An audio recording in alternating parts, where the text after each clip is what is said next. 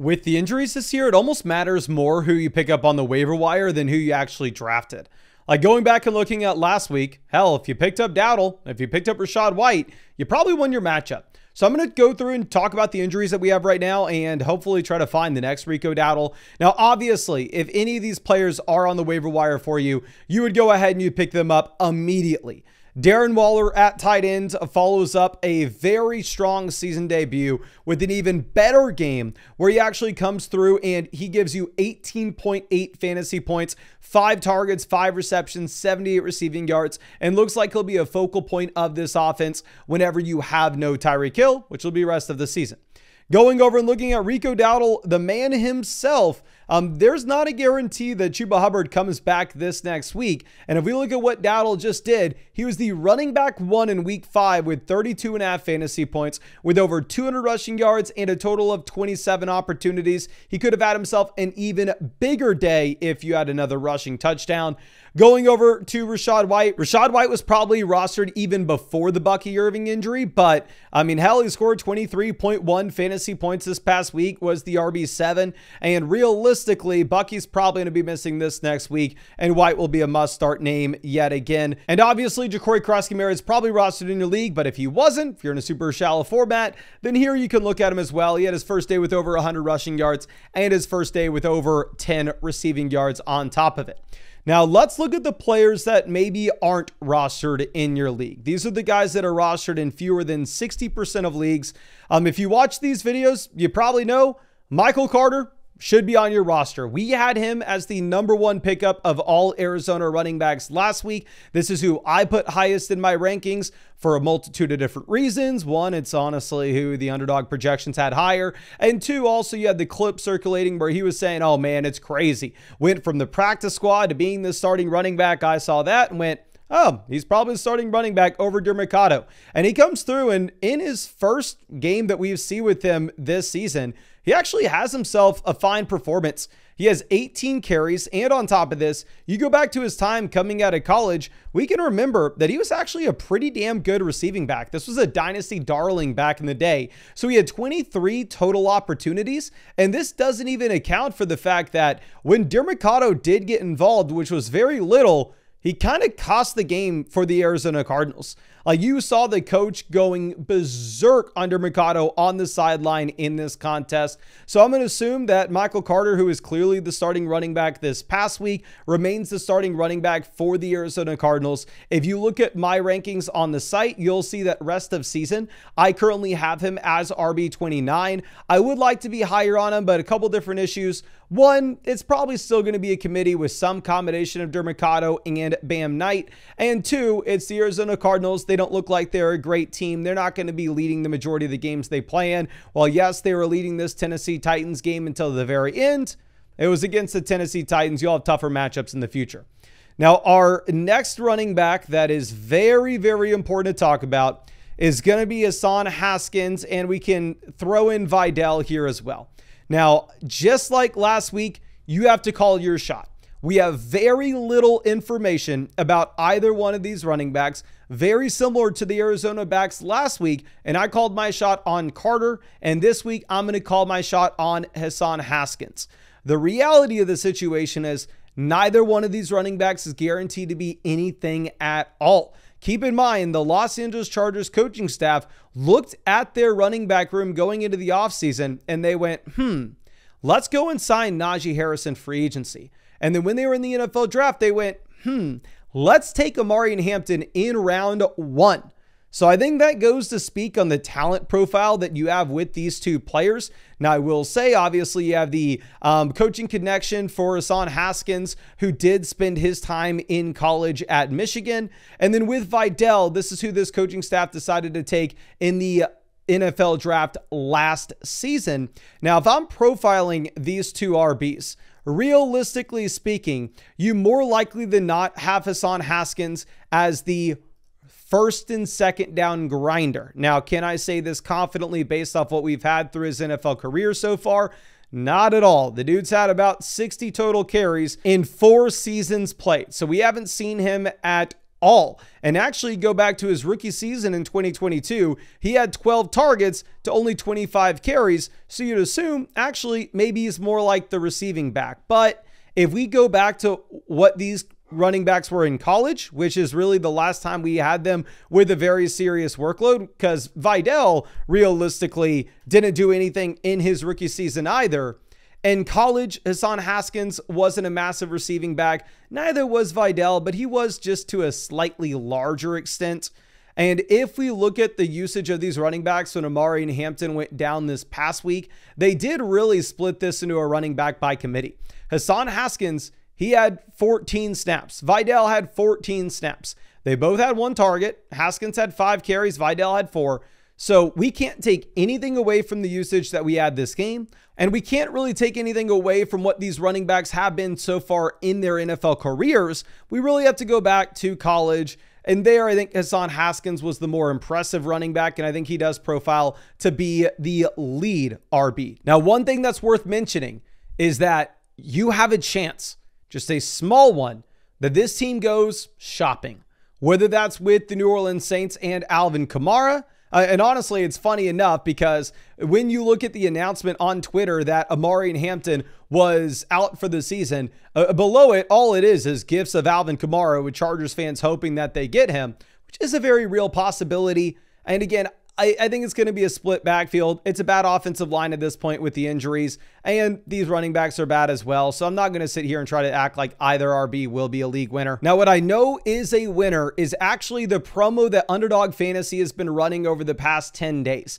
Over the past 10 days, we've had more people join Underdog Fantasy with code FLOCK than ever before. And the reason is they have the best promo that I've ever seen them with. I've been with them for 5 seasons. And right now, for a limited time, if you use code FLOCK on Underdog Fantasy, after you play your first $5, you are going to get $100 added into your account. And on top of this, you'll get free questions that you can ask me in the live streams. And I'm going to be live streaming every single day, answering those questions until Christmas. And you'll get a free Jalen Hurts pick, higher, lower, half a total yard for the Thursday night game. Underdog Fantasy is available in almost every single state, and you can find that link in the description as well as the comment section. Now, moving over to our next best pickup, Kendre Miller is actually a better pickup than Vidal for me in my rankings. I have Hassan Haskins currently ranked at RB 42. I have Miller ranked at RB 43, and I have Vidal ranked at RB 50. Obviously, I just wanted to talk about the Chargers running backs together. Miller currently is available in 28% of leagues, which I was surprised to see. But what's really unique with him is his role is actually expanding in this offense. Like, you go back and you look at what Alvin Kamara has done so far this year, you can see this chart from PFF where Kamara's snaps, they are just going down and down and down. You sprinkle on the fact as well that you actually have reports coming out of New Orleans indicating that they are willing to trade away veteran pieces. And I think we can clearly see, yes, the Chargers are going to be shopping for Kamara, or at least that's going to be the hope. So with Miller, he's had back-to-back games with double-digit touches, and now you have the outside chance of an Alvin Kamara trade, propping him up to immediately being a must-start RB, because keep in mind, Miller was a great running back prospect coming out of school. He was also a dynasty darling, very similar to Michael Carter. The issue was the previous coaching staff in New Orleans hated Miller. Like, the way that they would talk about him was insane. They were acting like he was pretending to be injured so he didn't have to practice. Like, unbelievable. So I think he's very much in play to actually be like the next, I want to say Rico Dowdle, but the Saints offense is too bad for that. But I do have him as my probably 3rd best pickup this week, or actually 2nd best pickup, only behind Hassan Haskins, ignoring the obvious ads. Now, moving over to actually some tight ends. Obviously, we don't talk tight end too often in these waiver wire videos, but Mason Taylor looks viable. Like, if you go over and you look at what Mason Taylor's done so far this season, 1, he has one hell of a name. And 2, you're looking at a player that has had back-to-back massive performances where he had 11.5 fantasy points against the Miami Dolphins with volume, 65 receiving yards off of 7 targets. And against the Dallas Cowboys, he has 12 targets for 67 receiving yards. So over the past 3 weeks, Mason Taylor has actually seen a total of 25 targets. And keep in mind, this is a tight end with pedigree. This is a tight end that went in the second round out of LSU in the draft this season. A lot of people were in on Mason Taylor. A lot of people were in on Terrence Ferguson. Obviously, Terrence Ferguson turning out to be nothing, but you're not going to have every single one of these round 2 tight ends hitting. It looks like Mason Taylor is the guy out of that group of Elijah Arroyo, Terrence Ferguson that's going to do something this year. It does for sure help the fact that there's only one viable option in this offense outside of Mason Taylor being Garrett Wilson. And also the Jets aren't great. So you are going to see them have to ask Justin Fields to drop back more often than they were, especially knowing that they lost Braylon Allen in this offense. Now, Theo Johnson will be our next name. What's very interesting to discuss here with Theo Johnson is his prospect profile coming out of college, because keep in mind with Mason Taylor, with Theo, it is going to be very important to remember what they were coming into the NFL, because they are extremely young and we really haven't had a chance to see them too often. But Theo Johnson was just a freak athlete. In college, he really didn't produce. He really didn't do much at Penn State, but similar to other Penn State players like Mike Gesicki, he goes to the NFL Combine and it was unbelievable. The dude ran a 4.57 40-yard dash, which is obviously great for a tight end, but he did so built like I am. He is 6'6", 259 pounds. Like, I can't fathom me at my size running a 4.57 40-yard dash. So the ceiling from an athleticism perspective is already through the roof. The issue was he just really didn't produce in school, so he's a raw player coming into the NFL. So obviously you're not expecting him to do much as a rookie, and he doesn't do much as a rookie. He averages 5.7 points per game. He has 3.6 targets per game, 2.4 receptions. But now all of a sudden, we are actually seeing him get more involved. And I think this should be something that we expect going into the future as well. Because keep in mind, Malik Neighbors went down in week 4. And in weeks 4 and 5, you now have Theo Johnson with a total of 12 targets. And with those 12 targets, he's had 3 touchdowns. Now, of course, that touchdown efficiency is going to get scaled back. There's no way that that keeps up. But it goes to a reason that a 6'6" player is going to score touchdowns at a higher clip than the average NFL option. Between the two of them, I would prefer Mason Taylor over Theo Johnson. I have them tied in 20 and tied in 21 in my rest of season ranks, but both of them are very viable pickups, not only as streamers, but players with long-term upside. Now, Kendrick Bourne will be the last guy that we talk about. With Kendrick Bourne, I'm going to have him on the lower list of priorities here, unless we have word from 49ers practice on Tuesday that you are going to see Ricky Pearsall and or Jawan Jennings missing practice or missing the game. Because if they both miss, we saw last week that Kendrick Bourne will have to be in your lineup, because they will have legitimately no other weapon in this offense, where they decided to just force feed him 11 targets for 10 receptions and 142 receiving yards. And we've seen this a couple times in the past, where there are a few players in the NFL, or at least a few teams in the NFL, where frankly, it doesn't matter who's out there. The coach is going to scheme points, and the coach is going to make it where the offense is effective enough to get to the end zone. And that looks to be the case in San Francisco. And if we get to a spot where Bourne's the last player viable, then obviously you can start him. Now let's go over and let's look at the DST streamers.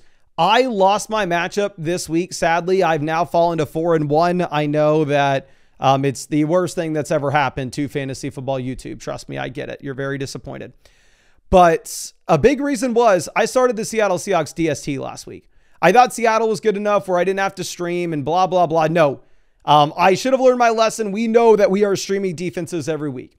The number one defense this week, and it won't even be remotely close, the Green Bay Packers get to play Jake Browning and the Cincinnati Bengals. If somehow somebody dropped the Packers in week 5, you would go ahead and you would pick them up. Now, going over and looking at what we have with the Pittsburgh Steelers, the Steelers will be a must-start defense. They get to play the Cleveland Browns, and there's a chance somebody dropped them because, again, they were on bye. The Philadelphia Eagles are going to be a great play on a short week against a rookie quarterback that has no Malik Neighbors. So I would go ahead. I'd play Philly with confidence. The Raiders get to play against Cam Ward. The Raiders aren't any good, but neither are the Titans. The Broncos get to go up against the Jets. They're probably already rostered in your league. The Rams get to play the Ravens with no Lamar Jackson. So if the Rams DST out there would be a great name. The Los Angeles Chargers get to play the Miami Dolphins, Tua with no Tyreek. The Indianapolis Colts get to play the Arizona Cardinals, who obviously look like they are just spiraling. And then you have the New England Patriots playing the New Orleans Saints, and the Patriots defense actually looks a lot better now that they got Christian Gonzalez back in comparison to where they were earlier in the year. But I think that's all I got for you. Again, I want to remind you, and I want to thank everybody. Again, we've had more people sign up to Underdog Fantasy with code FLOCK in the past 10 days than we've ever seen. Obviously, it's because Underdog is doing the $100 bonus when you sign up and play your first $5 with code FLOCK. It's insane. Never had anything like it. And on top of that, you'll get a free Jalen Hurts pick, more than less than half a total yard for the Thursday night game. And you'll get free questions you can ask me in the live stream that we're doing every single night. And on top of it, Underdog Fantasy is available in almost every state. You can find that link in the description and comment section. But I really appreciate you, and I really hope we get to see you out in the live stream later tonight.